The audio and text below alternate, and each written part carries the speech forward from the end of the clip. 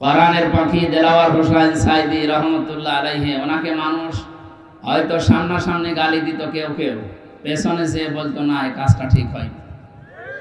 শুধুমাত্র কিছু কোলাঙ্গার আছে, এই কালামানিক, এদের মতো মানুষ বাদ দিয়ে আলেমদের দোয়া যে কবুল হয় তার প্রমাণ এই কালামানিক। দেখেছেন কলার পাতা শুয়েছে, বিসি পর্যন্ত উড়ে গেছে।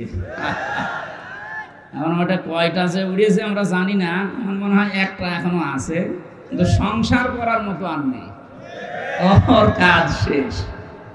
আজকে না কয়েকদিন আগে যে আদালত থেকে নামার সময় দেখলাম, মুখে আরো সেই হাসি নেই।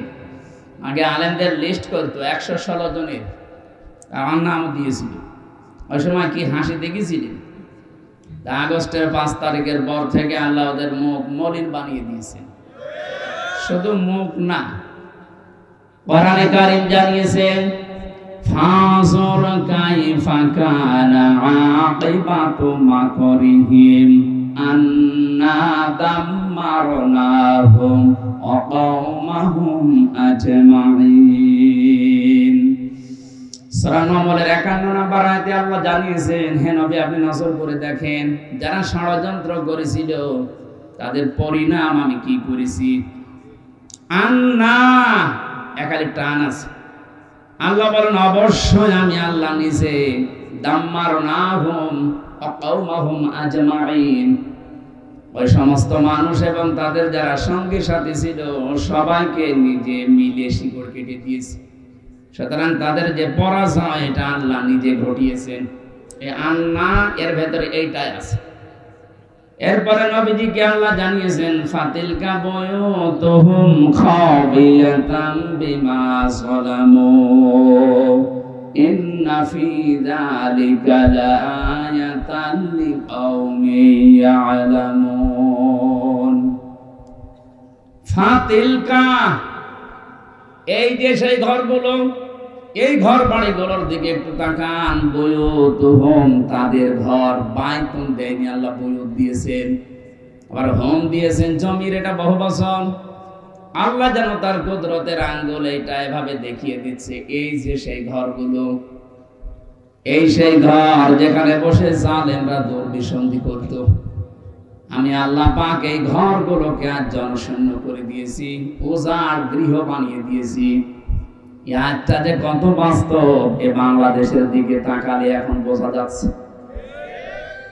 বিশেষ করে আমার কুষ্টিয়ার হানিফ সাহেবের যে বাড়ি, বিলাসবহুল বাড়ি, যেখানে টর্চার সেল ছিল, যে জায়গায় বসে ইসলামের বিরুদ্ধে, মানবতার বিরুদ্ধে, ইসলাম পন্থীদের বিরুদ্ধে দুর্বিসন্ধি করা হতো, ষড়যন্ত্র করা হতো, মিটিং করা হতো, এই ঘরগুলো আল্লাহ নিজে মনে হচ্ছে উজাড় গৃহ বানিয়ে দিয়েছে। এখন আপনি যাবেন, আমি 6 তারিখে গিয়েছিলাম, 5-এর পরে 6, যে দেখি এই ইট পর্যন্ত খুলে মানুষ নিয়ে চলে যাচ্ছে।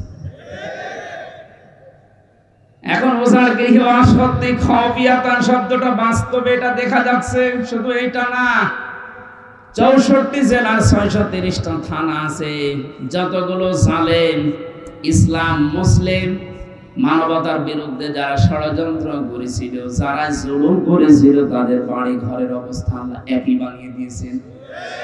আল্লাহ যেন আমাদেরকে দেখিয়ে দিচ্ছেন ফাতিলকা, ওই যে এই ঘরগুলো। সবচাইতে বড় ঘর যেটা মনে করতাম ঢাকাতে, অনেকে এত আবেগ নিয়ে সেখানে যে ঘরে পর্যন্ত চুমা খেত, অথচ 3 মাসের ব্যবধানে কালকের পত্রিকা দেখেন ঘরের অবস্থা, জাতীয় টয়লেট হয়ে গেছে। 4-5 জন একসাথে প্রসাব করতে পারছে, কোথায় পৌঁছিয়েছে দেখেছে। আমার মনে হয় কিছু মানুষ প্রসাব পায়খানা করতে যাচ্ছে একটা উদ্দেশ্য নেই। আমি কাবা শরীফ তাওয়াফ করার পর 16 সালে যখন উপর দিয়ে ঘুরছি, হঠাৎ দেখি আমার পেটে সেরকম যন্ত্রণা, ব্যথা। পুলিশকে বললাম, হ্যাঁ ভাই আমার পেটে ব্যথা করছে হঠাৎ, আমি তো এতক্ষণ ভালো ছিলাম। পুলিশ আমারে বলছে হাজি আর হজ্জা তাই না বিলাদুকা। ও হাজি, দেশ কোথায়? জি তুমি বাংলাদেশ। বাংলাদেশ থেকে এসেছি। ওনার ভাষা দিয়ে আমারে বলছে আপনি এখনো পর্যন্ত জানেন না কোন জায়গা? না তো, যেটা আবু সাহেবের বাড়ি। আপনি এখনো পায়খানা না করে দাঁড়িয়ে আছেন, তাড়াতাড়ি কাজ করেন। সত্যি কথা বলছে যে কোরআন সামনে পায়খানা করে দেখি আমার পেটের যন্ত্রণা ব্যথা ভালো হয়ে গেছে।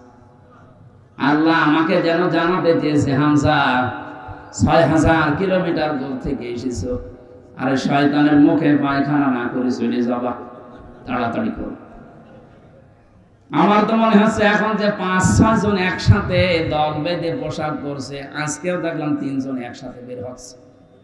তার মানে ওখানে যারা যাচ্ছে একটা নিয়ত করে যাচ্ছে যে লোক ভালো হবে। এটা তো আর আন্তর্জাতিক করা সম্ভব না, এটা জাতীয় টয়লেট হয়ে যাবে, এইটাই বাস্তবতা। আপনি তাকান হিটলারের দিকে, চেঙ্গিস খানের দিকে, হাজ্জাজ বিন ইউসুফের দিকে, ইয়াজিদের দিকে। নামগুলো কিন্তু ভালো, খারাপ না। ইয়াজিদ নামটা খারাপ, কত সুন্দর নাম। শুধু জুলুম করার কারণে আল্লাহ নামটা ঘৃণিত নিন্দিত করে দিয়েছে। এখন কোন হিন্দুকেও যদি বলা হয় ভাই ছেলে হয়েছে ৫,০০০ টাকা দেবো, ইয়াজিদ রাখে, বলবো কি নাম না গালি? বলেন এত সুন্দর সাহাবীর ছেলের নাম, হযরতের মুআবিয়ার ছেলে রাদিয়াল্লাহু তাআলা আনহু, এত বড় জলিলুল কদর সাহাবী যিনি কাতেবে ওহী লিখতেন, তার সন্তানের নাম যদি আল্লাহ জুলুম করার কারণে ঘৃণিত বানিয়ে দিতে পারে, আপনি কার সন্তান? যত বড় মানুষের সন্তান হন, আপনার নাম যুগের আবর্তনে কালের বিবর্তনে দেখবেন নামটা আজ হোক কাল হোক ওটাও আমার মনে হয় গালি হয়ে যাবে। এখনই অলরেডি হয়ে গেছে। এখন কারো ছেলে মেয়ে যারা জন্মাচ্ছে যদি বলেন যে ৫,০০০ টাকা দেবো এই নাম রাখেন, বলবো কি নাম না, তো গালি। কাউকে যেন এসিদের বাচ্চা বললে সে রেগে যায়, কয়েকদিন পরে যাই বলবেন তো অমুকের বাচ্চা, এমনি রেগে যাবে। এটা করেছে কে বলেন তো? হামজা না। সূরা মরিয়মের ৯৬ নাম্বার আয়াতে আছে, ইন্নাল্লাযীনা আমানু ওয়া আমিলুস সালিহাতি সায়াজআলু লাহুমুর রাহমানু ওয়াদ্দা। আল্লাহ পাক বলেন যারা ঈমান আনবে আর ঈমানের দাবি অনুযায়ী যারা ভালো ভালো কাজ করবে। এখানে সালেহ শব্দটা আছে, সালেহ মানে নেক কাজ, সৎ কাজ, এতটুকু ব্যাখ্যা না। সালেহ মানে যোগ্য। আপনাকে যোগ্যতা অর্জন করা লাগবে। যে যে দিক বিভাগে কাজ করবে ওই বিভাগ সম্পর্কে তার চূড়ান্ত শিক্ষা এবং প্রশিক্ষণ নিয়ে সঠিকভাবে আঞ্জাম দেওয়ার নাম সালেহ।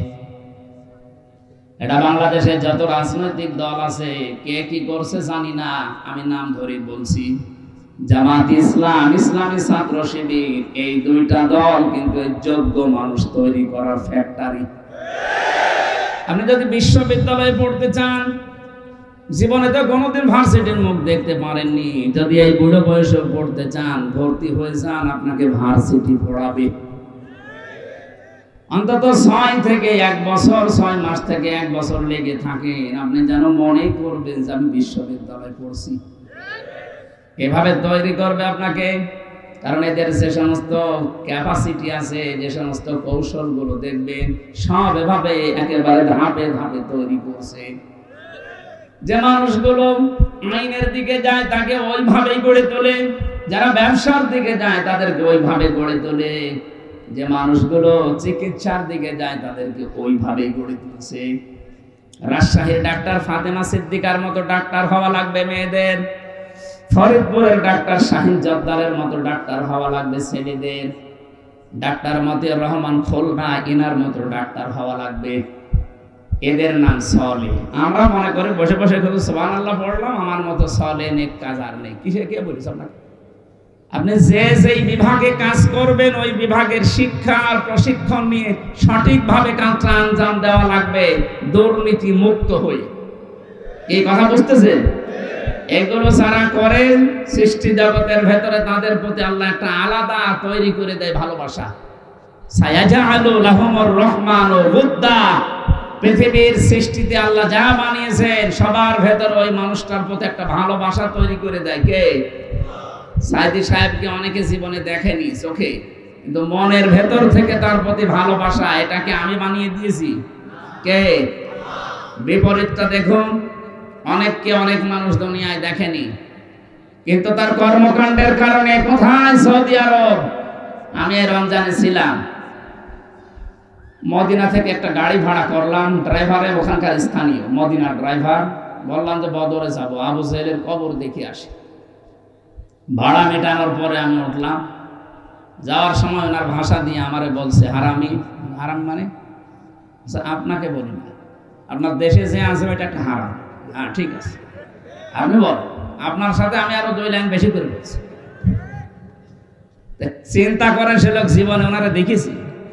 ওই হ্যাঁ, ইউটিউবে দেখে, ফেসবুকে দেখে, কর্মকাণ্ডগুলো মাঝে মাঝে তার কাছে যায়। এই দেখে তার প্রতি ঘৃণা তৈরি করে দিয়েছে হামজা। এই জুলুম করলে 7টা ক্ষতি হয়, তার ভেতরে এটা একটা। সৃষ্টি জগতের ভেতরে তার প্রতি একটা আলাদা ঘৃণা তৈরি করে দেয় আল্লাহ নিজে। এটা অতীতে হয়েছে, এখনো হচ্ছে, কিয়ামত পর্যন্ত হবে। এজন্য আমরা যেন সামনে কেউ চেয়ারে বসলে জালেম হয়ে না যায়। তাহলে এই ফাতিলকা বুয়ুতুহুম খাবিয়াতাম বিমা যালামু, এই আয়াত আপনাকে আল্লাহ দেখাবে। অনেকে তো এখনো চেয়ার পায়নি, তাই চিন্তা ভাবনা করে আসে আগে একটু চেয়ার পেয়ে নেই, যা করার ছিল আরো ডবল করে করব। না, আপনি জালেম হয়ে যাবেন না। 5 বছর পরে দেখা যাচ্ছে আপনার বাড়িটাও জাতীয় টয়লেট আল্লাহ বানিয়ে দিতে পারে। যারা আমরা সতর্ক করলাম, কিন্তু আমি শুধু ইঙ্গিত দিয়েছি। আমি জানি কুমিল্লার মানুষ জ্ঞানী মানুষ, শিক্ষিত মানুষ, এরা বুঝে ফেলেছে। সুতরাং আগামী প্রজন্ম যারা আসবে দুনিয়াতে, এরা যেন জালেম হয়ে না যায়। সূরা নমল 51, 52, 53 নম্বর আয়াতটা তাফসীর সহ পড়ে নেবেন। দল মত জাতি বর্ণ ধর্ম নির্বিশেষে আজকের এই অনুষ্ঠান, এটা কি শুধু মুসলমানদের না। হাত্তা ইয়াসমা কালাম আল্লাহ সুম্মা আবলিগহু মা'মানা। হে নবী, অমুসলিমরা যদি কোরআন শুনতে আসে তাদেরকে আপনি ব্যবস্থা করে দেবেন, শোনা হয়ে গেলে নিরাপদে বাড়িতে পৌঁছিয়ে দেবেন। সুতরাং আজকের এই অনুষ্ঠান শুধু শীতলায়ের মুসলমানদের জন্য না। ব্রাহ্মণ পাড়া নাম শুনে বোঝা যাচ্ছে এখানে হিন্দু আছে। কথা বলছে না, আছে না? হ্যাঁ, সেখানে থাকা আছে। নাম শুনে তো কিছুটা পাওয়া যাবে, সবটা চলে যায়। সুতরাং যারা এসেছেন সবার জন্য আজকের এই কোরআনের অনুষ্ঠান। আল্লাহ আমাদেরকে যাদের নিয়ে আসলেন, আমাদের 2টা এখানে শর্ত মানতে হবে। ফাস্তামিউ লাহু ওয়া আনসিতু, আপনি শুনবেন আর চুপ থাকবেন। আর আমরা যারা বলতে আসলাম, আমাদের দায়িত্ব কি? সূরা নাহাল, ওটা তো নমল বললাম, এটা নাহাল 44 নম্বর আয়াত, 14 নম্বর পারা, 11 নম্বর পৃষ্ঠায়, 3 নম্বর লাইন। আল্লাহ পাক বলেন, ওয়ানসালনা ইলাইকা যিকরা লিতুবায়্যিনা লিন-নাসি মা নুসিলা ইলাইহিম ওয়া লাআল্লাহুম ইয়াতাফাক্কারুন।